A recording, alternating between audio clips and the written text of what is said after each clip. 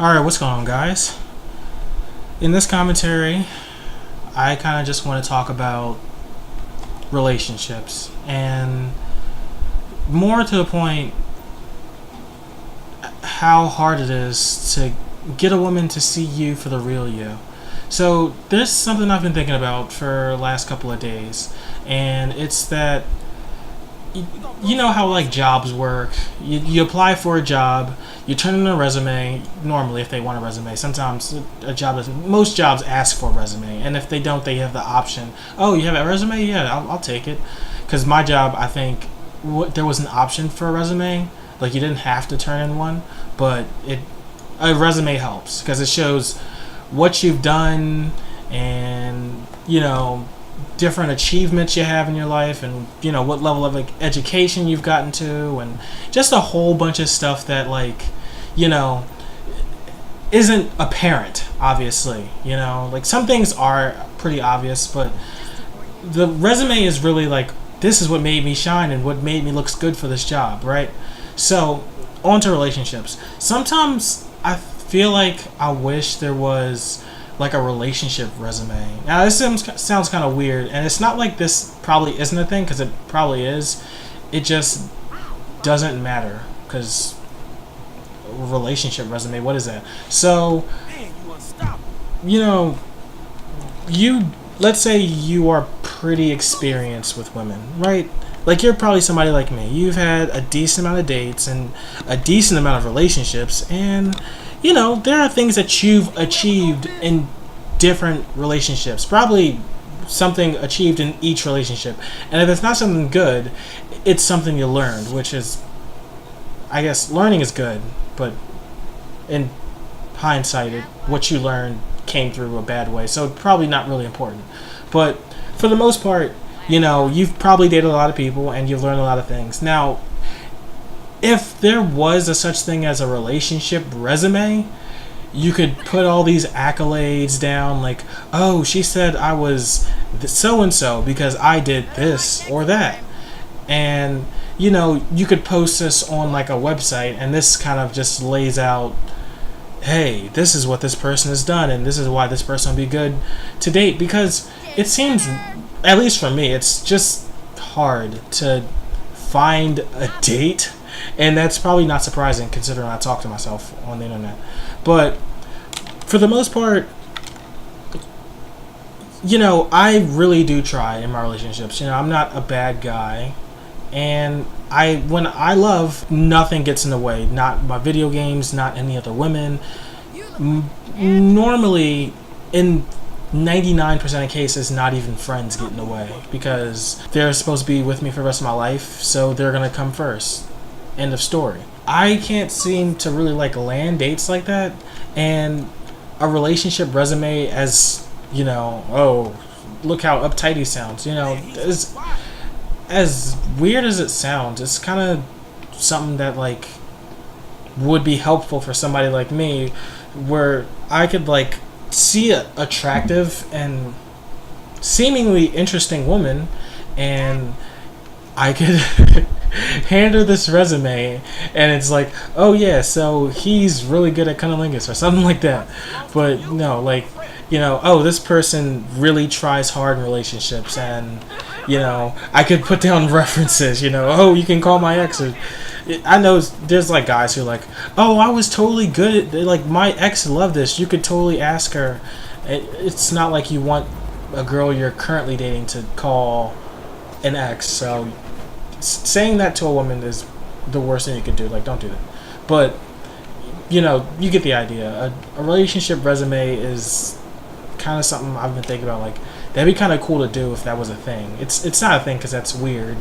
You can't see dating a woman or meeting a woman, online, for example, and just faxing her, because people still fax, or you could just email her the relationship resume, and it's just like, oh, this is my name, and I've been with this many jobs, and by jobs I mean women, and for this amount of time, and in different ones. At least you'd want to like label the longest relationships, because those are the ones that usually, like, the longer you're with a job, or woman, the more you seem dedicated to being with someone or someplace for a decent amount of time.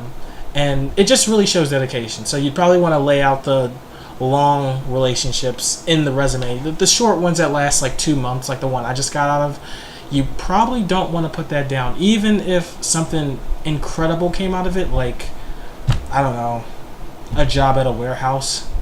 So, you'd have those down there, and I guess you'd probably want to. What else goes in the resume? Like things that you've just achieved. Like, oh, I stayed down at the beach with this girlfriend's family for a month. A month. Why a month? Why not a week? Just stay down there for a week.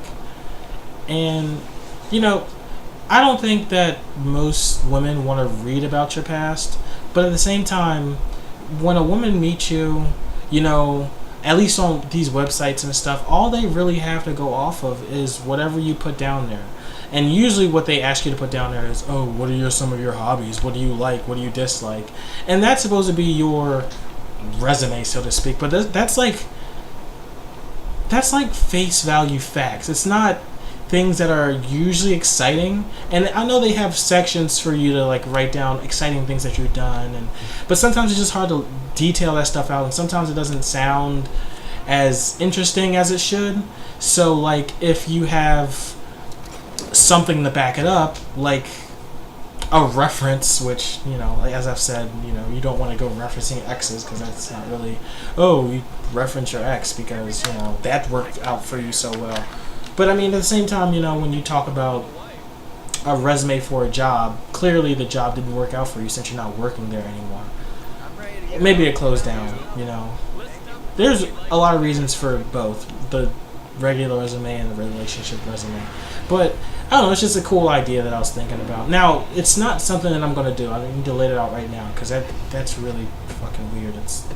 I'm not going to make a relationship resume with fucking references and accolades of things that I've achieved. Like, no, I'm not gonna do that. But sometimes I do think that, like, because it's so hard to like shine for a woman, because you see these attractive and interesting women, and they don't really seem like they'd be interested in you, and it doesn't really matter how many you message. And I probably message I don't know, like 6 to 10 a week, maybe more. It really depends on my mood. Like sometimes, some weeks I'm just like, I'm not trying.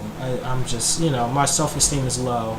And then sometimes I'm like, okay, well, I'm bored. Let's message some people and see what we get, And it's really kind of been dry for like maybe the last, actually ever since I broke up, it's been dry.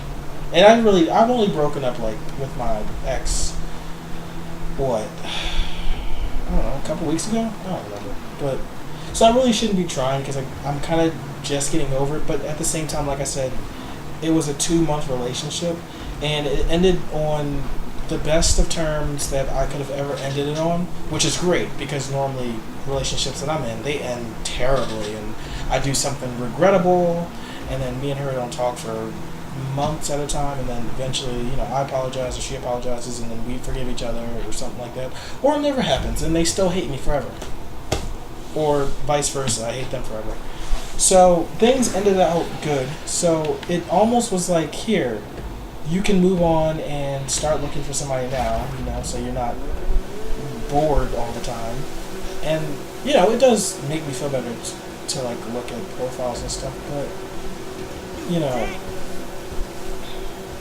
sometimes it just feels like I'm probably going to be lonely for the rest of my goddamn life.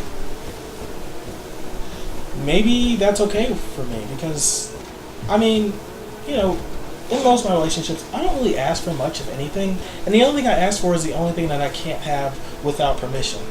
And if you know what it is, good. And if you don't, good. So, yeah, I don't ask for much of anything.